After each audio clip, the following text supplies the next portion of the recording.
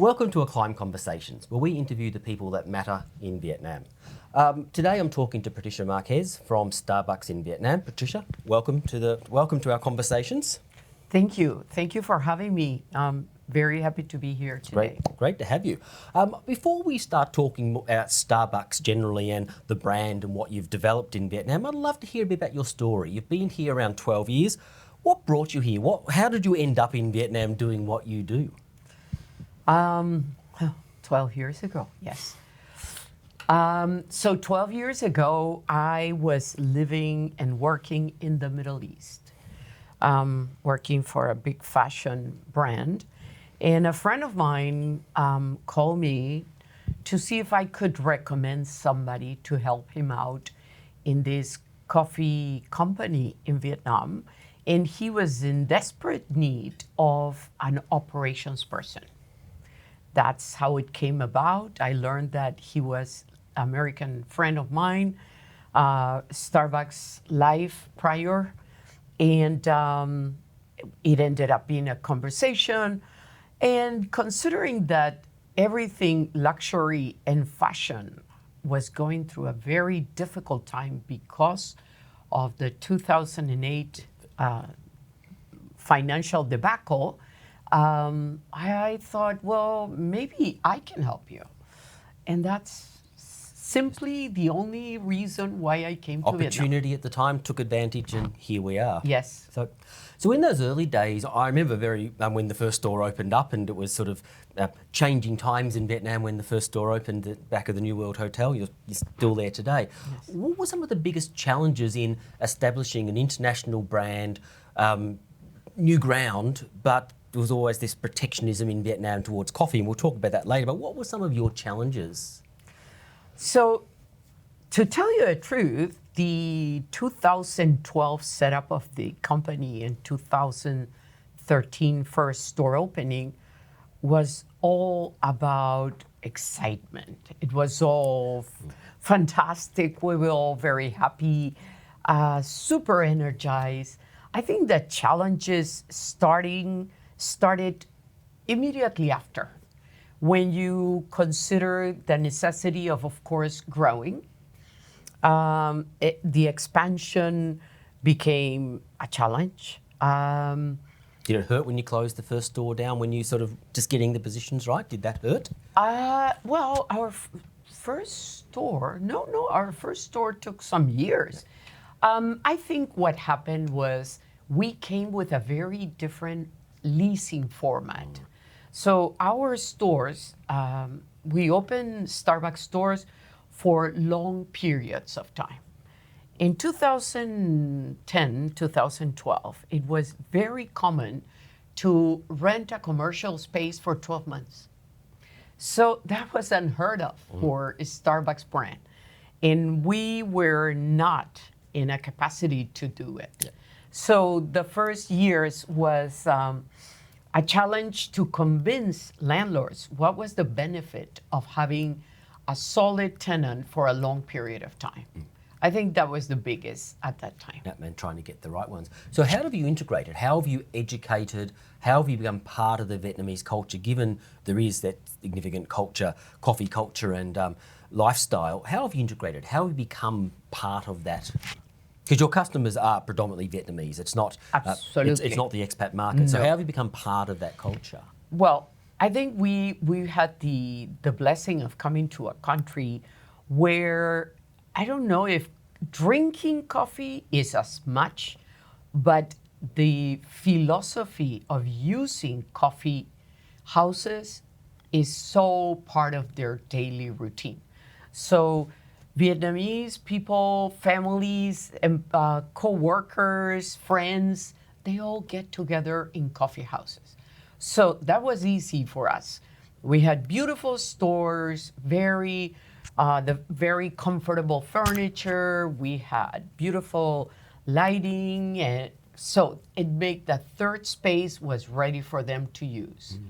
The coffee part was little by little. I have to say, one of the key categories at the very beginning was the newness of Frappuccino, right? So we opened in February, right before TED. The Frappuccino category exploded, literally exploded.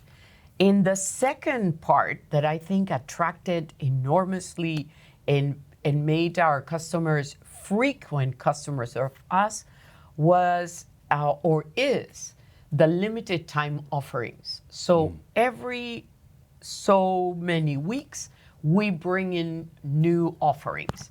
And that kept and keeps up to date our customers very engaged with the brand. And I do agree. When I started this business 8 years ago, the interviews for my very first staff were in Starbucks coffee on Dongyu, and I remember interviewing my first staff. So it is, I can see it as part of that and creating that lifestyle. With all the brands that exist in the market, and there's a plethora of local brands and foreign, have you stood out because of the international brand name and the presence, or have you had to localize? How have you sort of got that brand penetration and standing out? You've mentioned you've got the space and you're creating opportunities, but everyone copies that. How have you managed to stay ahead? Well, the limited time offerings and the frequency of our change in offerings is not easy to copy. And it's not easy to copy because we have a very big brand with an enormous research and development department that keeps bringing new offerings, right? And it's not short of surprises over and over. That's on the engagement, on the wanting to see more. The other piece is, I think we listen to their preferences. So we learn very quickly which of those limited time offerings they didn't like. And we never insisted, if you wish. The opposite, we learn the flavors that they like. And that was our vein to continue growing. The other is we offer a variety of coffee beans from around the world. And again, that's something that cannot be copied. That is thanks to the enormous, the big player Starbucks is in the world, right? And how we can purchase coffee from most everywhere where we can grow coffee. Where the local brands only have the local coffees as a totally. That is a very, very big difference. And we also offer those beans for sale, meaning it's not only that we're bringing those flavors for them to try in the store, but they can take that international touch home. So in the last 2 years, 2020, 2021 was challenging. 2021, particularly when F&B was shut down and had to change and evolve. What did you learn, or how did you react, and how is your business different after COVID and after those hiccups and difficulties? Yeah, 2020 and 2021 were difficult, to say the least. I think we were just part of the country, and we suffer with every industry.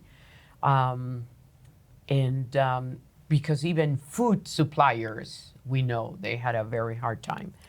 I think before and after is a very good way to put it.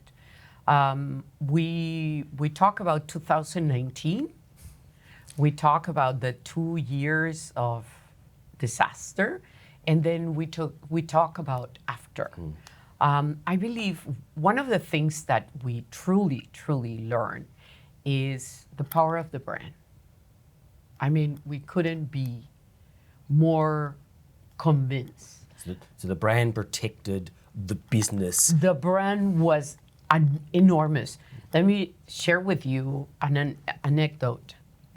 When we were completely shut down and we were only doing a little bit of business through e-commerce, which was allowed, the request for beans was so big, that we thought asking for help overseas to see how can we get more beans into the country.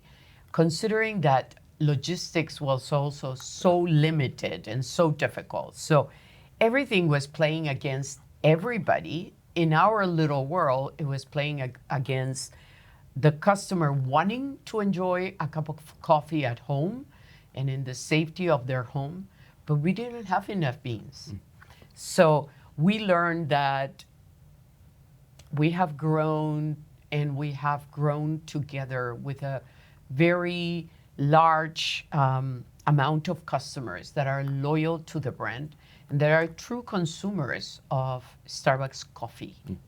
That's one. The other very important learning for me has been how enormous the movement of Vietnamese internal tourism is.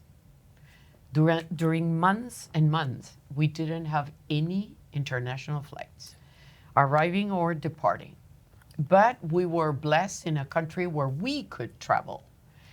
And it's incredible the amount of people that travel and enjoy, and perhaps even for the first time, enjoy visiting their country. And I think that has changed from 2021 to today. I think that psychology and psyche has changed in many sectors about, and most of the world, but your country where you are, it's a different environment.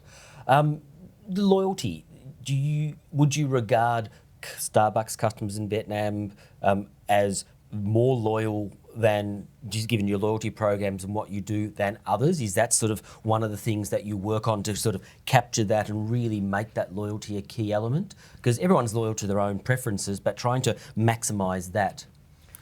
I wouldn't say, that's an interesting question. Maybe we should ask other countries, but without comparing us to any other loyalty program of Starbucks around the world, I would say our customers are extremely loyal.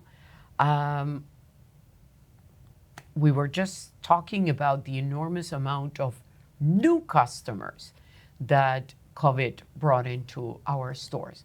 And perhaps many of those because they were traveling for the first time from cities in the provinces to Ho Chi Minh, or from Ho Chi Minh to other provinces. I don't know, but our customer base has grown very, very significantly. And that leads into, and as you age, you reposition stores and move things around and leases expired. As you've matured, we've noticed some of the central stores aren't necessarily renewed, and you're moving it around in shopping centres and into the suburbs. Are you learning different demographics and where stores should be, or is it more opportunistic? How has that developed over time about where you want to be and understanding customers and where the right places for stores are? I think there is an evolution of the brand, right? So the first 3-4 years, we were focused in ensuring the corners, the main roads, on the CBDs, yes, the big cities. But we know that customer lives in District 5 or on Phu Nhuon District or in Tai Ho in Hanoi. So we want to make sure that we can serve them during the weekend, maybe their families during the weekdays, the weeknights, etc. So naturally, we are probably on the third page of our story, and we have gone from those big crossroads in the CBD to major districts to now more suburbia, if you wish, where enormous amount of customers use our facilities. So I think it's an evolution of the brand, learning for us, and Vietnam is such an ever-evolving country, is growing as we speak. Are you going to go, you think I'm not asking your sort of any secrets, but is it going to go deeper? Is there sort of, is there a lot more room to grow and keep going out into other provinces, cities, suburbs, or is there a sort of a finite amount that your brand will be able to move? No, I think in a country as young as Vietnam, with 100 million Vietnamese growing, and not only growing in age, but growing in education, finances. They're moving from the suburbs or the different provinces to the big cities, etc. I you will be talking to somebody else leading the company, asking those questions, I'm sure, in a few years down the road. Yes. And technology's been a key part of how Starbucks has sort of tried to evolve, and using the app, using cards, using prepaid. Now with Momo as part of sort of keeping up and staying ahead, doing a lot of the promotions through the app, a lot of offerings and tailored offerings. Is that a sort of a cornerstone that puts you ahead, and is there more to come? Is this just the starting point? Do you become a technology company selling coffee and beverages and food and accessories on the back of technology? Is where the order and vans pick up, which no one else is really doing in Vietnam, pushing the boundaries? What's the evolution going to end up like here? So I think that is a very big change and maybe a leap that happened during COVID. I think the enormous amount of digitalization of everything around us happened very quickly during COVID for obvious reasons. So e-commerce, cashless, QR codes left and right. So while I believe some of that has probably gone back to less huge percentages, I think this is the future. So it will be dumb of me to say, no, we are going back to how it was in 2019. I think there is no going back. I think there is a progression. And I believe it's all about what the consumer wants and needs. I was able to travel after COVID in different countries where you don't have cash anymore. Correct. Right? Western countries, cash is Anymore. As a matter of fact, there are some places where they don't accept cash. There are no registers. So I think without labeling ourselves as being a digital company serving coffee, I can assure you this is the beginning. How fast will that transformation be? I think it will have a lot to do with what is the request and the needs for the customer. We want to facilitate their experience, not to make them uncomfortable with the experience. Yeah, and compared to sort of US, Starbucks has been doing many more things than digital space for many years, pushing boundaries, doing exploring and having the luxury to do that. Vietnam is a bit more conservative in some ways, yet you still push those boundaries. You're still offering things that others aren't offering. Do you see the competitors trying to catch up, or they're just sort of they're not able, they don't have the infrastructure, given that the brand and the capacity to lean upon the global brand that you have, the largest in the world? Do you see that as sort of a sustainable advantage, or do you have to keep changing all the time, do you think? No, I think Vietnam is a very competitive market in that respect. I think the all things digital and all things internet is very advanced in Vietnam.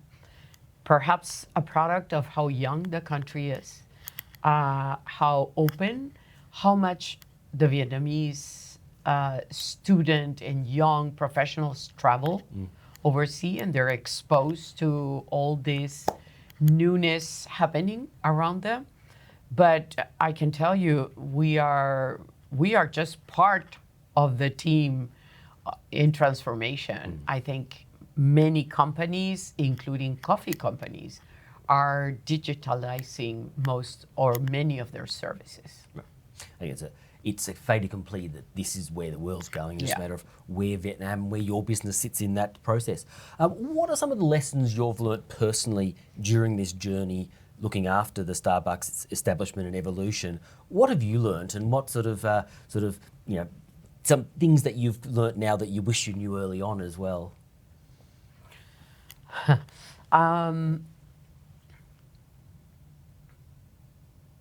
Well, I think you can always be surprised by the power of the brand. And while it doesn't cease to surprise me, it does open so many doors. So I think for me, the ability to involve our employees in the growth and in the sense of ownership that they should and can feel with the brand has helped us dramatically with the possibility of growing and growing in places that we're going for the first time, right? So, for example, Nha Trang, when we posted, very interesting because this was during COVID time, when we posted for recruitment, we were surprised to see how many young Vietnamese in Nha Trang wanted to join. I want that brand. I want to be part of that. And there was no reference in Nha Trang. So I guess if I had known how much the consumer knows about the name, maybe with a little help from the landlords, we could have maybe gone faster at the very beginning. But I think never cease to surprise me how much they know about Starbucks. Okay. And just interesting you say that about fast. There's the media, and we talked earlier off camera about this. There's media articles that are often comparing Starbucks to other brands, saying, "Oh, you haven't grown fast enough. You're not doing as well. You should have grown faster." When you've been growing very, very consistently and fast. Is that sort of a protectionism in the Vietnamese market that you see and you come across in other things? You said there's a loyalty to the brand, but do you see a protectionism towards Vietnamese brands and all things Vietnamese, where you're seen as a foreign brand coming into the country, not unlike McDonald's and other fast sort of that sector? Is that a negative you see? No, I think it might be true curiosity, right? Why I don't have 500 stores. And if you did have 500, maybe why don't you have 1,000 stores? Who knows? Yes. or maybe the question would be, why are you going so fast? Yeah. Yes. No, I think it's their role is to ask questions. Honestly, I think there is a very different business model between us and other businesses. So ours is, as I said at the beginning, we look for long-term leases. That's a very important part of who we are. We want to be in the neighborhoods. We want to grow with the neighborhoods. We don't want to move. And it's interesting you're talking about neighborhoods, not just locations. Yes. So we want to be part of that, right? We have, as a matter of fact, at this time, we have partners working for us that used to come with their parents when their parents used to come to buy coffee. And they were probably 12 or 13 or 14, and now they're working for us. So, and they know us because we're in the same corner in their neighborhood. So I think it's a different business model. We are we are interested in those locations. We pursue those businesses more than a very nice 2-year deal in any main road. Those are sort of move it in quickly, keep it cheap, move the furniture back out, hand it over, which is some brands do use that as an opportunity because it's a business model. It's not your model and it's not part of what you want. Not at all. Look at our store in New World, right? 10 years and it continues. We've renovated already once and it's still there serving that neighborhood. And it's of a nighttime, it has a different clientele to the daytime, and it moves around. So yeah. What's next? Where's Starbucks going? And if there's anything, I don't want you to share anything confidential, but what is next? Is it just sort of continue to evolve what we are now? Are you looking for big bang new things? Where are we seeing, what's the sort of the near-term future in Vietnam for you? Well, part of our DNA is also that evolution of all things Starbucks. So we talk about LTOs, we talk about changes in innovation in categories, innovation in digital platforms, etc. So what is next is to continue to grow in the Vietnamese market. There are so many provinces and so many cities within the provinces. So it will be very difficult for me, or I think for anybody, to foresee how many you can open. But we are here for the long ride. We are here to grow the brand and to become a very strong, important employer of Vietnamese talent. And I think the approach is that giving to the community, being part of the community, Totally. doesn't distract from being a foreign brand. They actually work very well together. If done properly, they can add more value. Yes. So, Yes. and just to finish off, just a little anecdote. I remember during the COVID lockdowns, the first day deliveries were possible in my district. The first delivery I had was Starbucks coffee beans that were being delivered. So it was, what you said before, I can definitely agree to that. That change and that strategy had definitely worked. But I personally have seen the first store, the evolution. I'm a regular customer in my local store, and it's interesting when I go to other locations, those staff who remember me and they move around and they stay loyal long term. It's interesting watching that community and how you have done that, because they still, if I'm a creature of habit, I order the same thing. They know who you are, they know what that is, and that's part of that value that that they see as part of what they do, and it's an interesting watching the evolution and growth. It's all the questions I have for you today, and I really appreciate Patricia coming in and having that discussion. And I look forward to sitting down in the future and seeing where we're evolved to then, and how the brand has continued its expansion and change and evolution in Vietnam. And thank you again for coming today. Thank you. It was a pleasure. And look forward to talking to everyone in our next edition of Acclime Conversation. Thank you.